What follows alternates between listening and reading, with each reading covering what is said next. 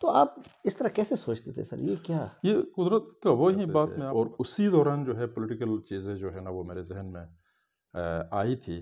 اس زمانے میں بھٹو صاحب جو ہے پاکستان میں بہت زیادہ ایکٹیو تھے اور جوہر صاحب گلگت میں مرحوم ایکٹیو تھے. تو ان سے مجھے اس وقت ہی اگرچہ یہ تو گناہ کا کام ہے یہ زمین کے اوپر لکیریں کھینچنا، لیکن زمین پر لکیریں کھینچنے کا یہ کام میں بہت بچپن سے کر رہا وفادار ہوتا ہے کیونکہ ایجوکیشن وغیرہ. تو اس وقت 1971 میں ایسٹ پاکستان جدا ہوا تھا. اس جنگ کا تو مجھے یاد نہیں ہے تو وہاں ایک شوق سا مجھے ہوتا تھا کہ ایسٹ پاکستان ہم سے الگ ہوا.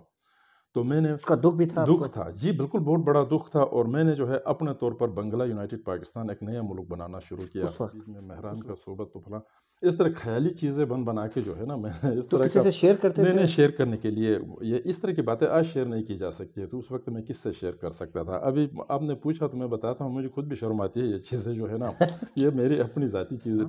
تو وہ تقریر مقرر وہ ایسے ہی میں کر لیتا تھا. اور میرے پاس وہ ایک لکڑی کا اس طرح کا ایک آلہ ہوتا تھا ہمارا کہ وہ تقریر آپ کہتے جناب سامعین کون تھے؟ تو سامعین جانور تھے میرے خیال میں، باقی تو کسی نے سننا نہیں تھا، نہ کوئی ساتھ تھے. تو یہ